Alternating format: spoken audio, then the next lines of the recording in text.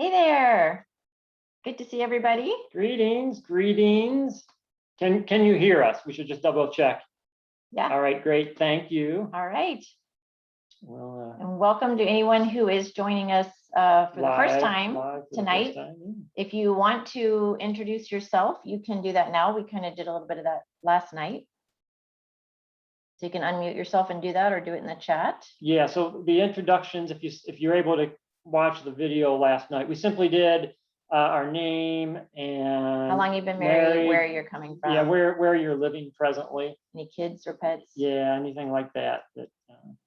So if anyone wants to share, you don't have to, it's optional, but it's a opportunity just to kind of put faces with names. And so it's good to see some of you from last night back again. All right, well, one more minute and we'll get started. Yeah. Okay. Sorry, I was getting the little one set with dinner here. That's great. No problem. No problem. I'm Janelle. My husband Lars is still at work. He's on his way home, but we've been married for 6 years and we live in Eugene, Oregon. All right. Great. Great. Yeah. And we have 2 kids. And 2 kids. A little earlier there than it is here. Yeah, it is. Right. That's what we tried to set the time so that, it wasn't too late for East Coast and not too early for Pacific. Not a good time. Yeah. Well, good to meet you, Janelle. All right, it's 8 o'clock. All right. Let's see, was there anybody else that was? Yeah, we got some people from last night. So, okay. Okay. All right. Well, hey, welcome to day 2. Woohoo! That's right. So 20% done, 80% to go. And we're glad that you've come back and joined us as we are talking about our ReConnect Christian Marriage Challenge, where we have some inspiring experiences to breathe life into your marriage. And we're going to do a recap here of day 1. So remember that friendship was the secret sauce. That amazingly, the researchers, John Gottman spent 40 years researching marriages with thousands of couples and came away with the startling conclusion that what really matters is that the husband and the wife have a deep and abiding friendship that continues on even through the midst of life's curveballs. And then we also talked about the super glue. You want to talk about that?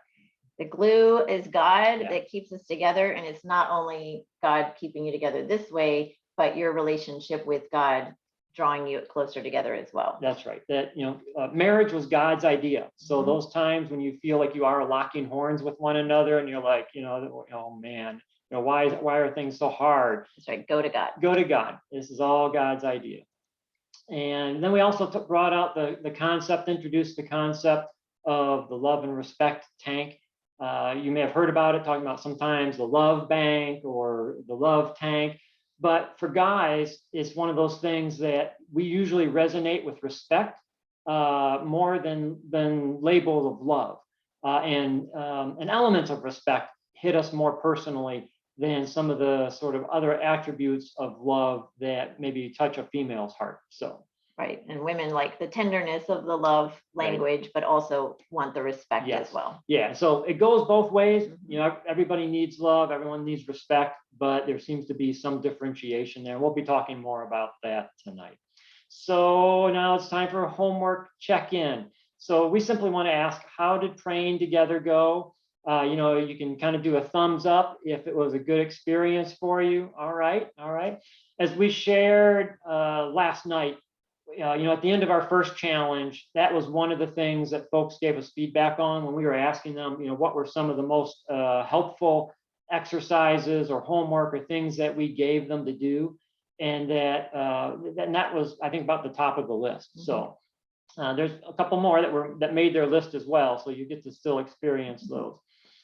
Now for day 2, as we jump into things, and we talked about, we're going back to the future. And the idea here is, we'll tell you what's going to on slate. First of all, we're going to have an exercise where we are going to go back in time a bit. And then we're going to talk about 2 important areas. Mindsets and filters. Yes. So, and you'll hear about those in just a minute. But back to the future. So if you remember the movie when Michael J. Fox goes back into the 80s and tries to, well, he goes back further than that, but the movie I guess was in the 80s. Movies was in the Movies 80s, yeah. in the 80s. But he's going back in history to try to set some things back in motion that were supposed to be set in motion that got disturbed.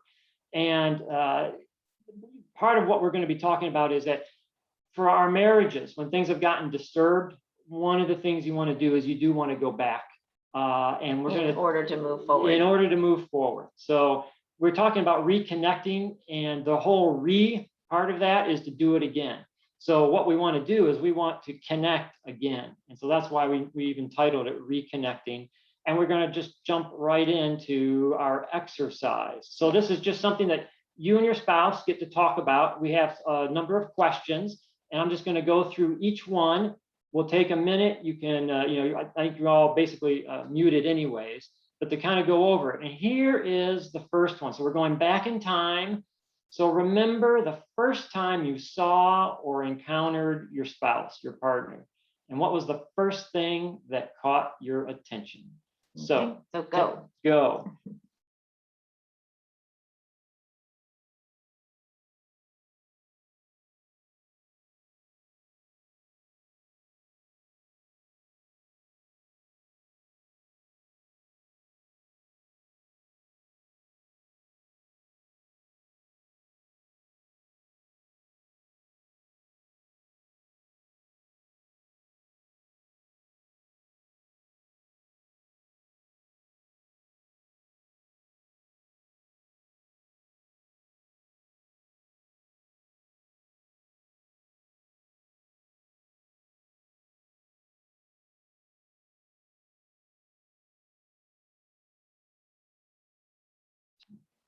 All right. So that was the first time you saw each other. It might have been one of you first and then the other. What was your first date like?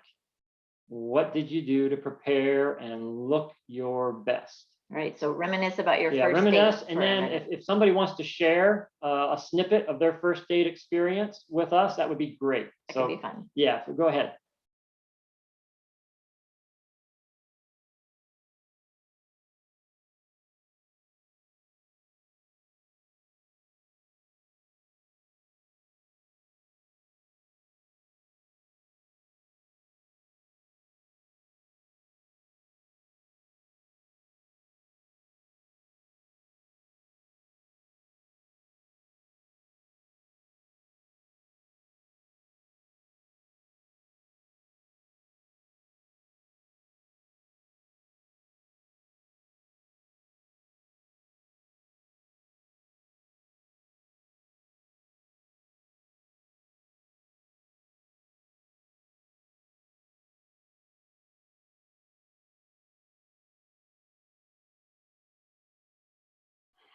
Some of us have to go back further than others. Yeah, in our memory banks, huh? So somebody wants to share a snippet from either the first time you saw or encountered your partner, or what your first date was like? You can use the little raise hand function. Yeah, you or can just raise unmute. hand or just unmute and go for it. That's connecting, I think. So while you're thinking or considering, so for Ann and I, we were going to school in University of Miami, Florida, and we went out to a Fuddruckers, burger place, and in Coconut Grove, which I think later got demolished in Hurricane Andrew. I don't know. But so that was our first date, and I remember Ann only ate like half of her hamburger. And I thought, oh, I guess she didn't really like this after all. And I didn't know that on her end. I was so nervous I couldn't eat. And it was funny because we'd been friends for like a year or so before I ever asked her out. And so the fact that she was nervous was, kind of humorous to me later when she shared that. And then we got lost on the way back. And I didn't know my way around Miami, and he got lost. Yeah. We always say we've been lost together ever since. So that was our memory from our first date. How about somebody else? You have a willing to share? Okay, I see a hand. All right, the Singas. Yes. forgot to unmute. Okay. There you go, perfect. Yeah, hi, Deborah and John Senga. So yeah, we actually met at my home church, and just I can remember our first date was actually revolved around church, so just regular church preparations, and then I had the idea of doing like an after church picnic in a nearby garden. So, and this was, months after we had just seen each other in passing in church. But yeah, so I just remember being super stressed about cooking all the food that I was going to bring to this picnic for Jean, because I was not a cook at all. I grew up eating oodles and noodles. So I just remember asking other women at church, for their recipes from their potlucks, the people that were like the good cooks in the church, and just being super stressed about like everything turning out right and putting together this food to make him think that I could actually cook. So. Like the way to a man's heart is through his stomach. That's right. That's right. So we joke about, when you talk about the love languages, that my love language is desserts. Yeah. So that is the highest on my tier of love languages. Somebody else. Anybody else want to just share a snippet from what your first date was like?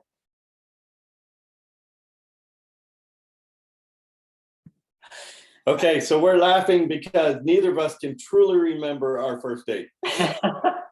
So we do kind of remember how we ended up meeting each other and everything. And I was in the Army at the time, and she was a summer intern. And my recollection was being introduced to the interns, and my boss telling me how I would probably be spending some time taking each of them around and training them on different areas of the facility and the things that we do, and me kind of responding like, this isn't going to go well. I for her, on the other hand, I just thought he had really nice hair. There you go. There you go. All right. All right. Well, thanks. I think often, our first experiences are just something that's attractive about the person, Right. and it can be very shallow, Right. but later Right. on, and you Yes. get to know them better. So. That's right. Anne thought I was a snazzy dresser. Yeah, no. No. 'Cause I was an engineering student. All my classes were guys. We didn't really care what we looked like, and He somehow would wear plaid shirts with Hawaiian shorts. yeah. So, but No. whatever. It was Miami. So, all right. Well, hey, let's go on to our third question. Our third question is, how or when did you decide you were a couple? So take a minute and talk together. Just the spouses there.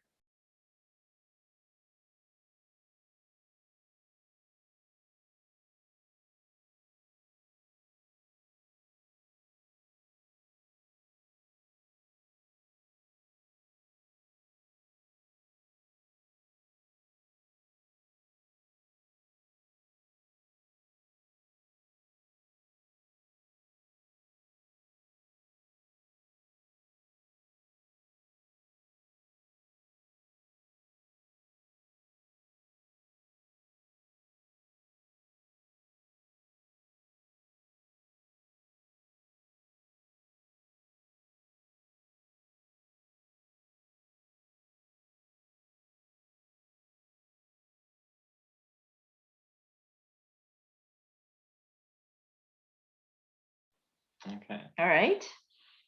Hopefully that was fun. Yeah. So, we'll ask. Yeah. This is starting to get a little more, maybe personal, but anybody want to share if you have one that, say, hey, this is when we realize we're a couple.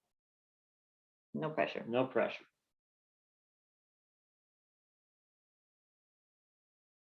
All right. Okay. Next question. Next Last question. No, there's two more. Oh, there's two more. Yeah. Sorry. When did you first realize that you were in love with your spouse? Maybe similar for the last one, but Yeah, but take so a take a couple minute and go with seconds. that.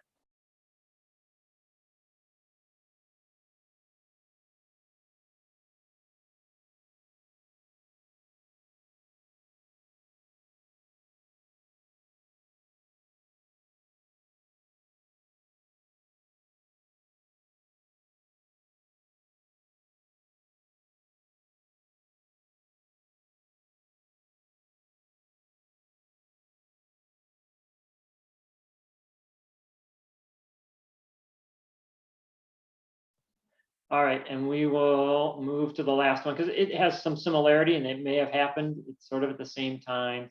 When did you first express that love to them? And did you plan to tell them, or did it just sort of happen? You know, everybody connects relationally and getting to that really sort of deeper level in different ways. And you may have even had a different view of what love was at that time. It could have been a little more on the infatuation side. But in any event, talk about it.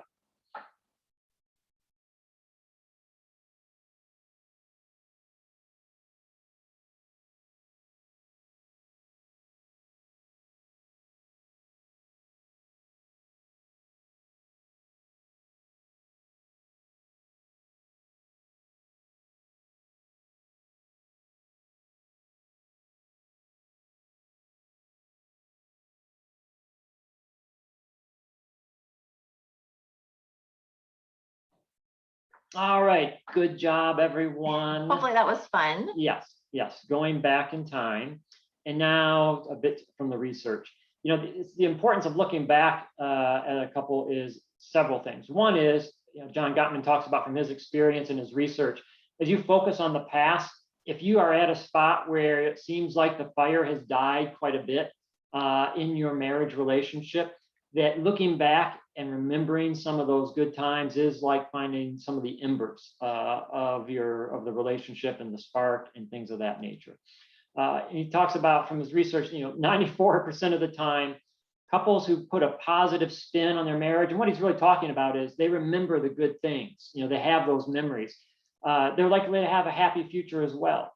But when the happy memories start to get distorted, it's a sign that the marriage needs help. And last one, having a fundamentally positive view of your spouse and your marriage is a powerful buffer when bad times hit. Because, you know, one of the things that's really sort of amazing from his research is that when you start to get in logger jams with your spouse, when things get to be more conflict filled, you actually start to change, you adjust what your memories are from that. And so that you start to remember more of the negative things and not the positive things.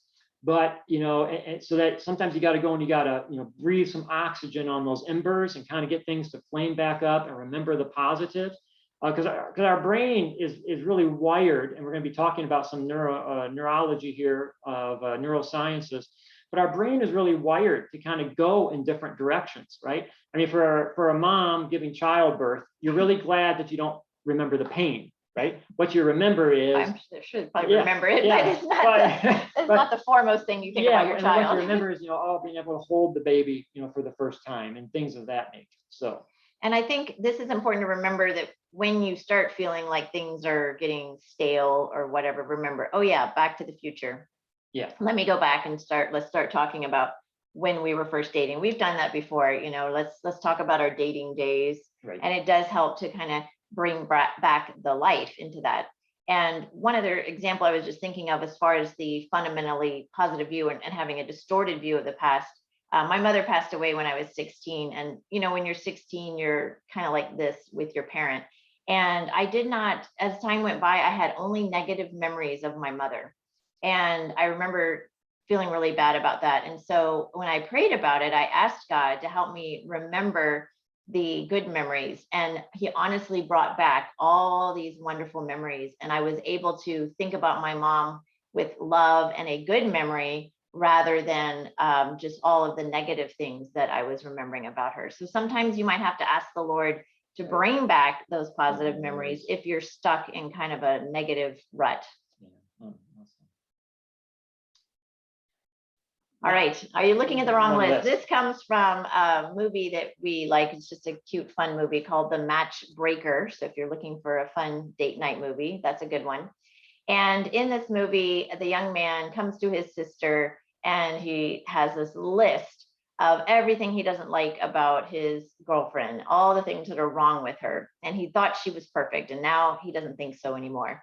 So his sister grabs the list from his hand, rips that page off, and says, tell me everything that you like about her or that's right with her. And so he thinks about it and he starts saying things, and she writes them all down.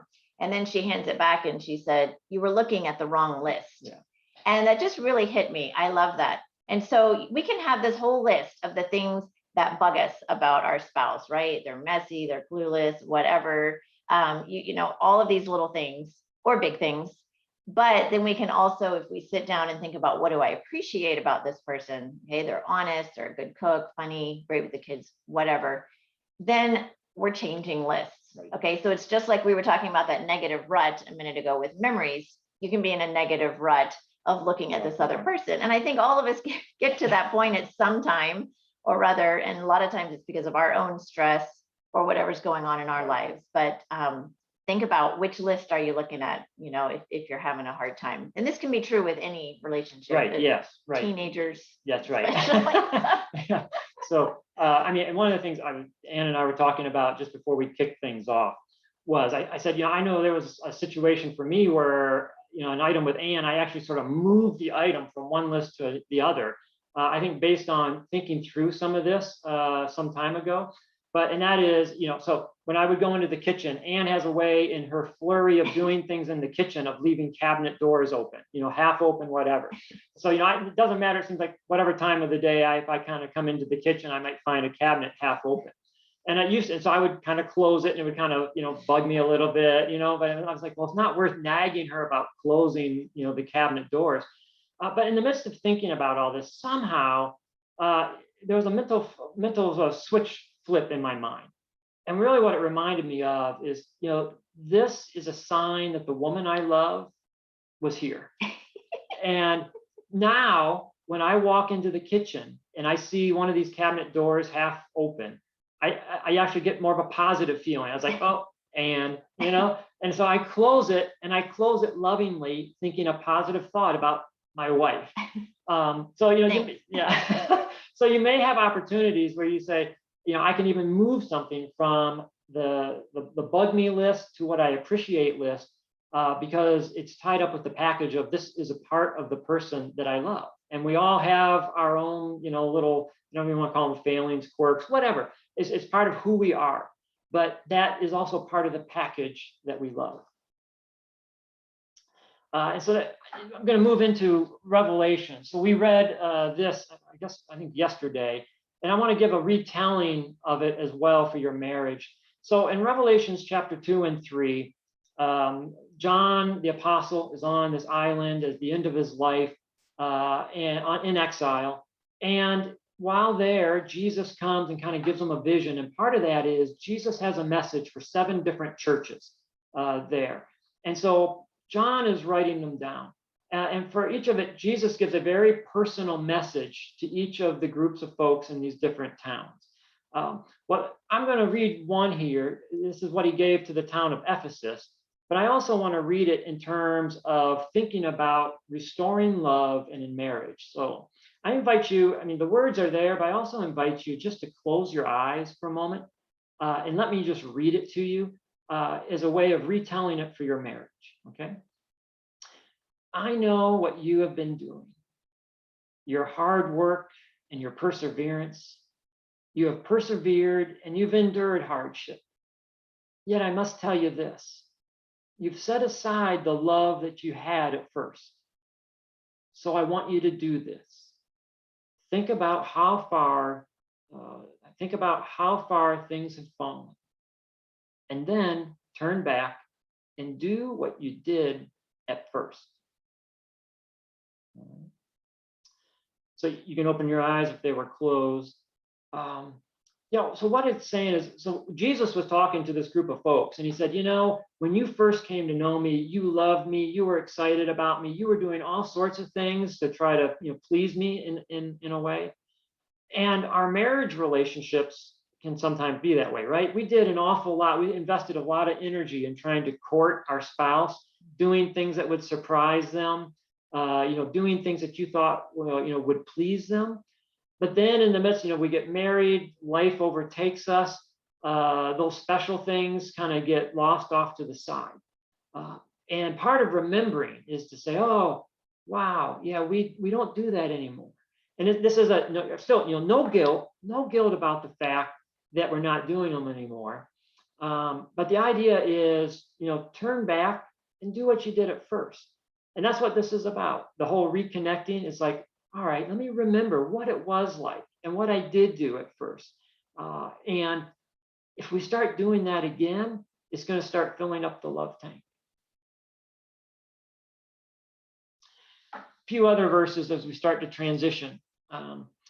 In Romans, Paul is writing, and I'm just going to read it here. He says, "Do not conform to what you see around you in this world," right? Because things are a mess. His time, they're a mess our time. "But be transformed by the renewing of your mind, and then you'll know what God's will is, that which is proper, pleasing, and perfect." And then in Ephesians, "You were taught with regards to your former way of life, put off your old self, which is corrupted by deceitful desires. Instead, be made new in the attitude of your mind." So one of the themes of tonight is our minds, and the fact that, even in the Bible, with Paul writing to the Romans, to the church in Ephesus, and he's saying, hey, a big part of even growing in our relationship with God, living the life He desires for us, is realizing that sometimes our minds are headed the wrong direction, and we need to take a conscious effort to examine that, to consider that, and then to try to see what we can do to fix that. And the same that's true in our relationship with God and how we live life is doubly true in our relationships in family and with our spouse. So in order to go to the future, we often have to examine our mindset. And so some of what I'm going to be talking about is from this book called Mindset by Carol Dweck. And she talks a lot about a fixed mindset versus a growth mindset. Okay, so a fixed mindset, it's like the word fixed, okay? So it says things will never change, okay? They are what they are and they're not going to change. However, the growth mindset is going to say things can always improve. So you may feel like this is it, or this is how I am. So it might be things will never change in our relationship, or things will never change with me.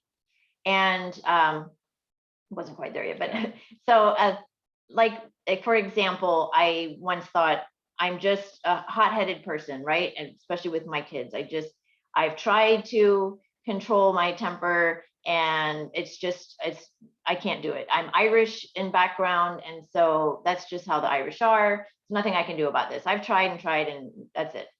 And no lie, about 2 days later, I was reading a homeschool mother's book, and it talked about self-control, and it said, and don't give some excuse like, well, I'm Italian, so therefore I have this great temper or something. And I thought, oh wow, okay, God was talking to me directly there, because that's exactly what I said. No, she says in this book, you can change.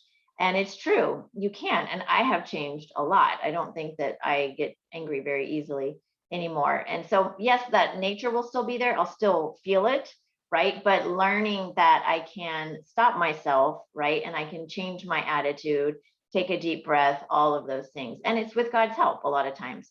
But I think if you get stuck in that things aren't going to change, then they're not going to. Okay. So you have to think anything that's going bad in your life, most of the things are going bad in your life, they can improve, they can change. Okay. Another one, when times are tough, I give up. Okay. It's very easy to just say that this isn't going to, and because again, you're thinking it can't change, so I just give up. But the opposite, the growth mindset would say challenges are opportunities to grow. And sometimes we don't like to think of challenges like that, right? In the Bible, I count it all joy when I face trials, because it develops perseverance. And so it's much easier to give up than to say, okay, we need to work this out, right? And by working it out, we're going to be in a better place on the other side of this. Okay, and then some fixed mindsets, or people, if things aren't going well anymore, they'll just say, well, I guess we weren't really meant for each other, right? So, because if we were, we wouldn't have any problems. Sort of this mindset that things would be fine if you're right for each other. If I actually married my ideal person, then these struggles shouldn't come up. We should be able to figure it out because we're just right for each other. Right. So maybe we aren't right for each other. Exactly. And every relationship is going to have problems at some point. Yeah. And so, and again, all couples have challenges, and you can improve it. It takes effort and it takes work and may take help, but it can be done. Okay. And then the last one, there's a lot of different fixed mindsets. There's just some I kind of pulled out for marriage. Failures define who I am. I am a bad wife. I am a bad person. You know, your failure, and so you're just condemnation on yourself. Whereas failures are really temporary. They're an opportunity for something else. I know even this last January of 2020, we were getting ready to move across the country, and we were having different ideas about when to move, when to start packing. When we just did not seem to be connecting, and it was not fun. But I remember thinking, well, God's calling us into marriage mentoring, and so we have an opportunity now to figure this out. And by figuring this out, it will help others. And I kind of laughed at myself because I was being very growth mindset, like, okay, this is an opportunity to learn something to help others, rather than just being frustrated or, you know, it's just me. You know, I spent a lot of years saying everything was my fault and I'm just a bad mom, I'm a bad whatever. And that's not helpful at all. No, that doesn't get you anywhere. God never speaks those No, kind of words to that's our right. hearts. That's right. So also on the fixed versus growth mindsets, you know, they influence us, they impact our spouse, they impact our family. We'll talk about that here for a moment. You know, on yourself, when you think that you can, whether you think you can or whether you think you can't, you're right. If you ever heard that quote, you know, and it is actually a great quote, because really what it brings about is sort of that self-fulfilling prophecy that, you know, whatever path you are talking yourself down, that will probably be the road you take. And so recognizing that and realizing that is the first step to starting to turn that around a bit. And then similarly for your spouse. But let me ask, you know, another aspect of the growth mindset is not just thinking about yesterday or thinking about today, but it's also thinking about tomorrow and thinking about, you know, what is it that God is doing in my life and what is it that God is doing in your spouse's life? And to say, you know, what if you love them for who they are becoming and not for who they are today, right?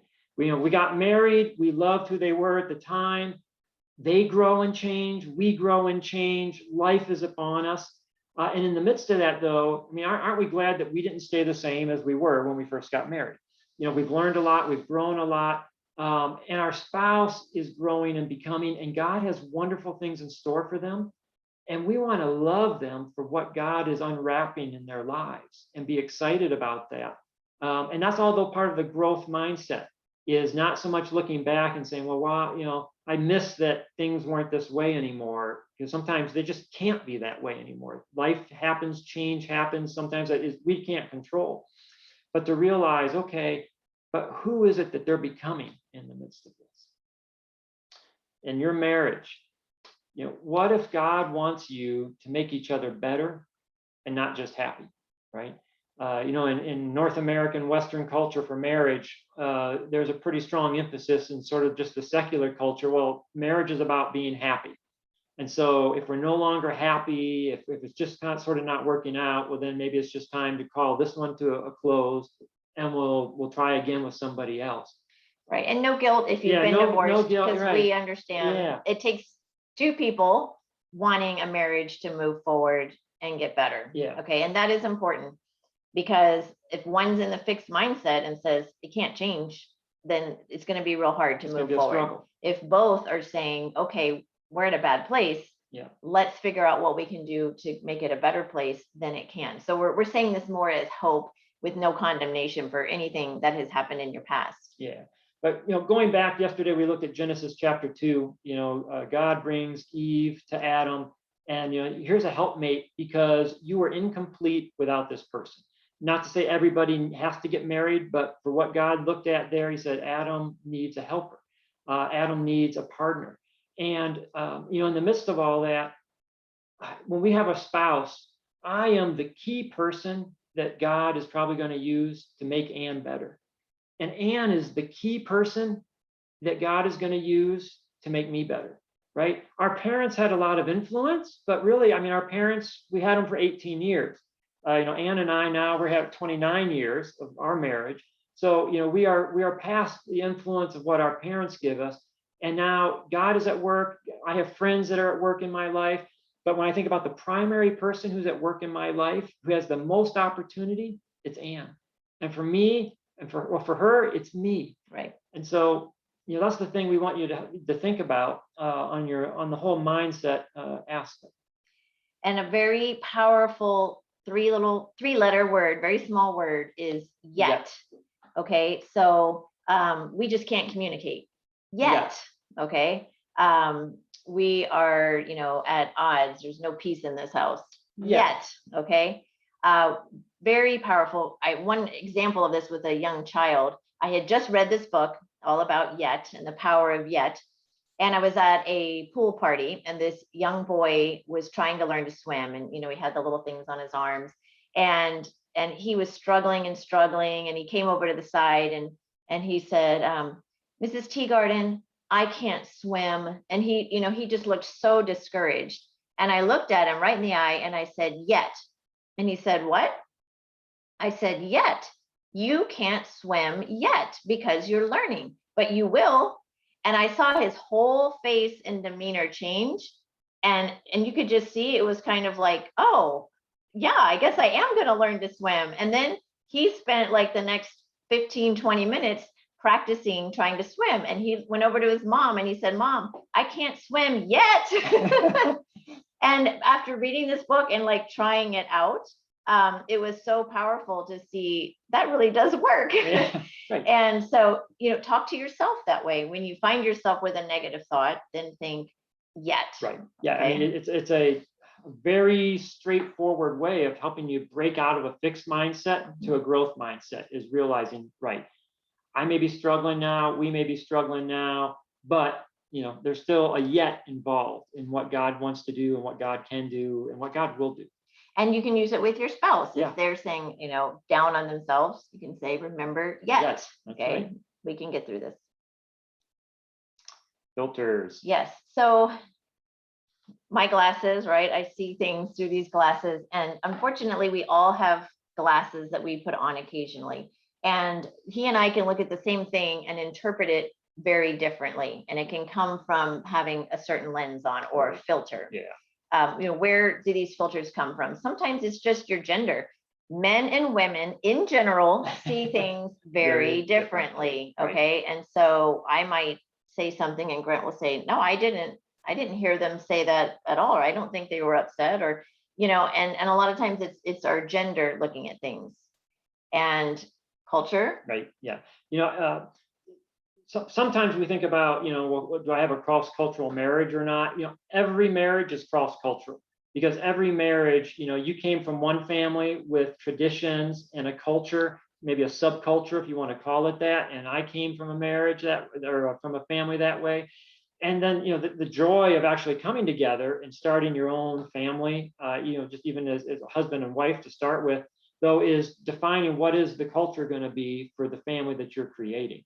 But initially, your filters, because you view things based on how you grew up. So, I saw how my dad handled conflict, which was he would state the rational argument, and then he would just wait for my mom to come around and agree. And I tried that with Anne, and that didn't work at all. So, In my house, my mom made most of the decisions and was very strong-willed, and I'm very strong personality too. Right. So yeah, that didn't work real well. Yeah. So, but part of it is the little subculture of our family and how we came together and how we viewed things, how we viewed conflict and things of that nature. Past experiences, for sure. If somebody has hurt you in the past and they say something, it can be a trigger.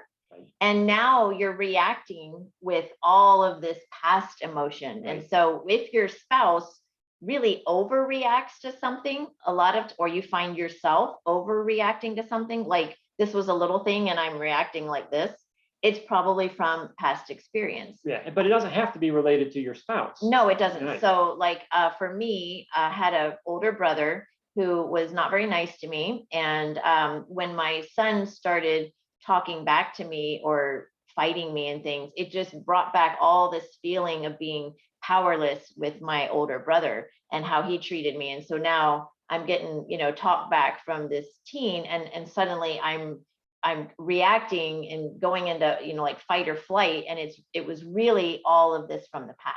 And once I realized that and was able to kind of work through that and to keep telling myself, this is not my brother in front of me, this is my son, it helped me to be able to handle things in a very different way.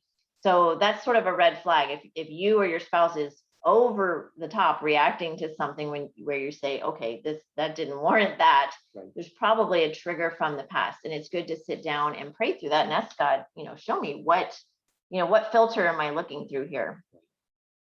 And then, but sometimes it can be things that the spouse has done. It could be things that a prior spouse has done, where you're still harboring resentment, and unforgiveness. Is just it's a poison that grows.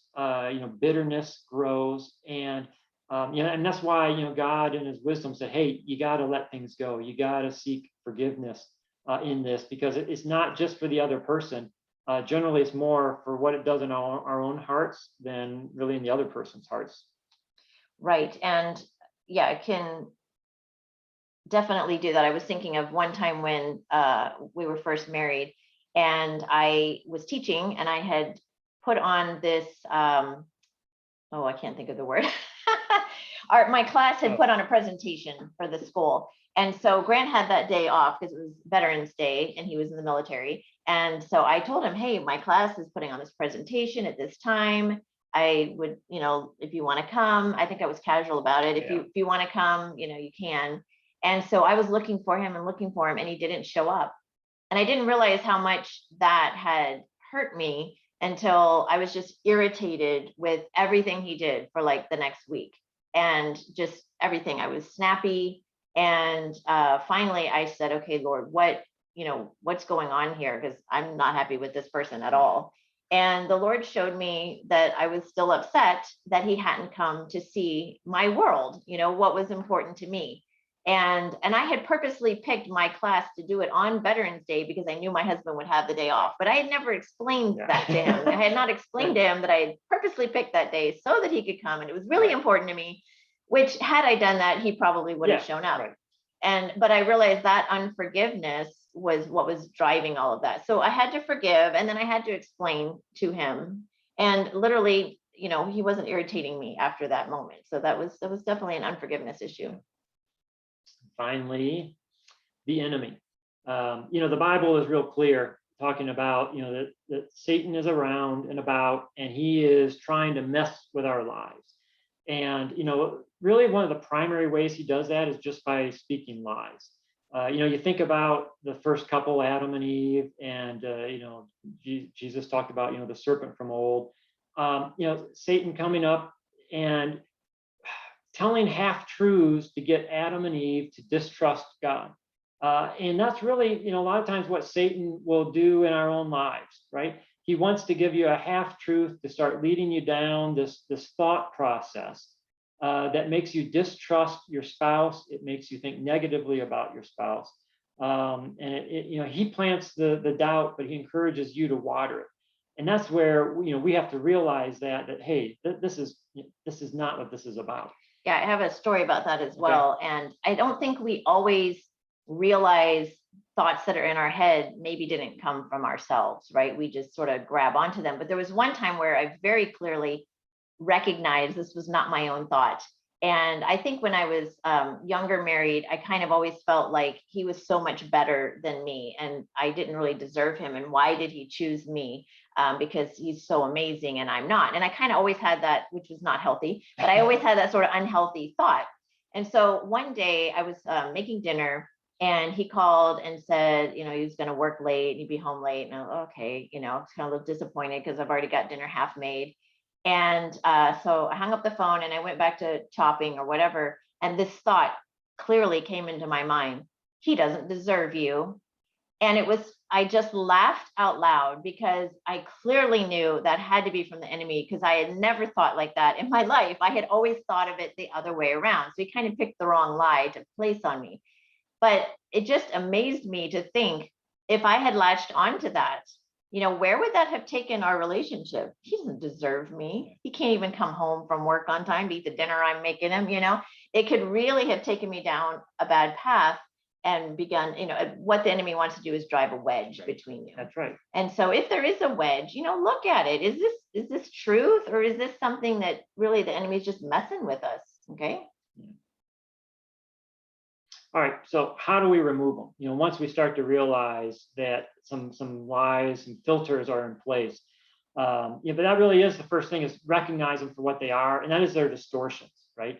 That what you're seeing is really not the objective truth. It may be a view of truth, but it's not the whole thing. That there's something that's amiss in the midst of it. Yeah, especially if you've been married, or this is your second marriage, remember, this is not my former spouse, right? As you're having some, because that can be a big distortion. Yeah. Ask why rather than assume motives. Why is it that you enjoy making my life difficult? It's like, I don't think he wakes up in the morning and thinks, okay, how can I make her life difficult? But sometimes we're assuming that they have some motive that they really don't. Right. Yeah, but and so when we ask, well, why did you do this? And then they explain it, and you're like, oh, okay. That's a pretty, nebulous thing. It's just for whatever the thing that was behind it for them. Yeah. But reject the lies as soon as you recognize them. And sometimes it's even helpful to consciously, as Ann did in that example. I know I've had experiences where I felt like, whatever was kind of coming into my mind, I'm like, that is not truth. I reject that in the name of Jesus, even. And what I've been amazed with is that the select times that I felt like that really happened, and I just kind of said that, it just seemed like it vanished like that. Right. Which really opened my eyes to the aspect of sort of the spiritual dynamic that was going on. But however it comes about, once you realize it, once you see them there, you want to get them off, and you want to just reject them and say, this is a lie. And put on your grace glasses, okay? Give them the benefit of the doubt. Maybe they just forgot. Maybe they just don't see things the way that I see things, right? Grace always wins. Right. Yeah, those are the glasses to have on. Mm-hmm. All right, there are some hard truths in the midst of all of this as we talk about the relationship. And I'm sure you can kind of guess this one, right? You can't change your spouse. I used to joke with Ann, I was like, well, if I let you do all these changes to me, in the first year of marriage, what would you do for the rest of the 30 years, or whatever. Now we're up near 30. Yeah. So, but we really can't change our spouse, but we can influence our spouse. We can influence them in a lot of positive ways by our words that we say when we say positive words. But we ultimately can't change them, because change starts with, and you can probably voice it right, Me. Yeah, change always starts with us. It starts with me. And it's hard to change ourselves, right? I wish it was so much easier to change myself at times, and you go, and which brings it to number 4, which is, really the best chance for change is when we do give it over to God. It is, the bottom is the foundation, our spirituality of our iceberg diagram that we had. It's, these other aspects of giving things to God that really makes it work out. Yeah, if you have children and when they get into a fight, generally both of them have a part to play in it, right? You realize it's not generally just one kid's fault. And it's the same thing when you're having a problem with your spouse. Each of you probably has a part to play in it. So it doesn't mean it's all on you, but you can only do something about you. Yeah. You can kind of just, if you're familiar with the Bible passage here from Matthew, Jesus teaching, talking about, hey, why do you look at a speck of dust in your brother's eye and you're not paying attention to the log, the branch in your own eye? First, take out that log out of your own eye, and then you'll see more clearly to remove the speck from your brother's eye. And, when you think about it, when do you help somebody get something out of their eye is really when they ask. And with our relationships, a lot of times we're too quick to try to help our spouse solve the problem we see, instead of realizing maybe why don't we wait a little longer and see whether they ask for help, because then the whole thing is much more receptive. Okay, change starts with me, reaping and sowing. This was brought home to me quite clearly in dealing with my son. 16-year-old boys, that's just natural time to have issues with mom. And what was I sowing. Okay. Obviously you see the picture of the strawberries. You sow a strawberry, you're going to reap a strawberry. So my son was so impatient, and I realized I was being really impatient with him. He was so frustrated with me all the time. I realized I was frustrated with him all the time. So how do you show up? How was I showing up for him? I was showing up frustrated and impatient. So what was I getting back? What was I reaping? Frustration and impatience. And that became so clear to me. And so I can only change me. Right. So I began trying to show up with love, with patience, with compassion, with questions, curiosity. What's really going on, instead of, why aren't you doing your schoolwork, right? Why are you still in bed? Okay, frustration and impatience. You show up with someone like that, a harsh word stirs up anger, but a gentle answer turns away wrath, rather than, wow, you haven't gotten up yet this morning. Are you feeling okay? Do you have some schoolwork that you need to be doing? Is there any way I can help you get that done today? It makes for a whole different relationship. Is there still problems coming back at me? Sure, yeah, because that's the stage we're in. But it's so much different. It's not 100% of that. Okay, and the relationship has gotten so much better because I'm sowing in love and patience. So it's the same thing with your spouse. I'm just giving that as an example because that's where it really hit home for me. So change starts with me. So I'm not sure very many saw some of the ads that we were running on Facebook, but one of the ads that we ran was, I have this vehicle, this car, and I love convertibles as a mechanical engineer, trained that way. To me, they're just so interesting. I have this ad where I talk about that, marriage, like this car top going back and in, is beautiful, but man, it's complicated, right? And that's the way it is with marriage. Marriage is a beautiful thing, but it is complicated. And so, we introduced a little bit yesterday, just our model of love, that, there's an element of chemistry, it's the physical passion, there's the aspect of closeness, that sort of knitting of hearts together. And then there's the element of commitment, which is sort of the security aspect that says, even when tough times come, we're committed to one another and we're going to work it out. And this challenge is mostly focusing on closeness. But then there's also the iceberg that we talked about. And when we're feeling at odds, what we often see is the tip of the iceberg. It's the communication. But there's all these other elements of culture, which we kind of talked about a little bit tonight. There's the mindset, which we tried to invest more time in tonight, to realize that our mindset is a big chunk of things that's underneath the water at times. And then there's the elements of wholeness. Anne talked about the triggers that she had experienced from just the relationship she had growing up with her brother. That's one element of some of the wholeness aspect in our lives. And then there's also the aspect of spirituality, which is keeping God an active part of the foundation of our relationships and our marriage. And we can't go through all of Right. this in 5 days. Right. So we will be doing a Foundations for Marriage course starting next week, if anyone's interested in continuing on with us, and we're going to go into these more. Yeah, but since we're talking about closeness, and even these, we don't get to go through them all now, but just the aspect of raising awareness of the fact that what makes you feel close to your spouse looks different. It has all these different attributes. It has components of closeness. There has to be that aspect of knowing, and that's when you first come into a relationship, right? That's what you're doing, is you're discovering who this other person is. And a lot of times we are admiring them. We enjoy being with them. We find that we want to care for them. We love it when we find that they're accepting us as we are and we accept them as they are. And then when we protect one another, and ultimately, we develop this bond of trust. And all of these things are important aspects of closeness. So we're going to be talking about some more of these tomorrow. We're going to be talking about admiring in the form of respect. We're going to be talking a little bit more on the love tank aspect. So anything? Yeah, and just, as you're looking at your own relationship, one of the things that we can go into more in the Foundations for Marriage, or is one of these a particular issue? Is that, because sometimes if you can pinpoint what the issue is, then you can work specifically on that area of closeness. Right.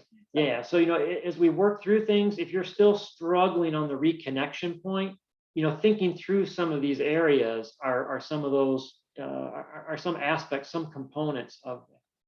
So, but we are wrapping up just about on time here for today. So homework for tonight, we're going to continue what we started last night, which is every day we're going to be doing this. Because our hope and our desire for you is that by the time you've done this 5 days, one is, you're going to find, wow, this was really helpful for sort of knitting us back together again. And we want to keep it going. And that's why we started with this one, is to give you the most time to kind of be doing this one and to help it get a little bit ingrained into the pattern of your lives. So just like yesterday, we want to encourage you to do it. If your schedule is different, when we're done with the call, you might just say, hey, is the same plan that we did, does it work for tomorrow? Will it work for the rest of the week? And number 2, remembering. Want to talk this one? Yeah, so if you have your wedding video handy, watching some part of it or all of it, look through your wedding album, but go back to some of those early days. Maybe you have a photo album of when you were dating. We got out our wedding video to watch it and there was no sound. So like, what happened? We had it transferred from VHS because we're really old, right? To DVD, and the sound didn't make it. So, yeah. But what was the best part of it? What was the funniest part of it? Our wedding cake was leaning like this. It was up on these pillars with a fountain underneath, and the whole cake was leaning. Yeah. What was the strangest part of it? Probably Uncle so-and-so, right? Yeah. It'd be fun if you wanted to post your wedding photo in our Facebook group. We'll post ours. If you want to post yours, that would be fun. No, you don't have to, but that'd be great. But I want to encourage you to do this. Sit down, like I said, try to find the video. If not, try to find some of the photos, whether they're online or in an album. But this is part of going back to go forward. So this is just doing more of what we did a little bit, talking about your first date, getting to know each other, and some of that. You can reflect on your wedding vows, right? In sickness and in health, for yeah. better or for worse. Okay, we're in it together. Yeah. And this is extra credit because we know you don't have a lot of time. Yeah, we know you don't. So. But if you have time today or sometime this week, okay, but I'll send you these in an email. Okay, but think about, what are your mindset and filters? How do I need to change? I mean, we all know how the other person needs to change, right? We could just spout that off really quickly.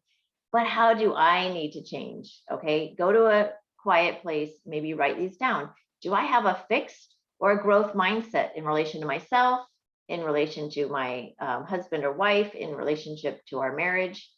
How am I showing up for my spouse? Do I yell at them as soon as they walk in the door? Ooh, or am I showing love even when I don't feel like it? What am I sowing into his or her life? Okay, like I talked about, the impatience, the frustration. What is one thing I can change in how I show up?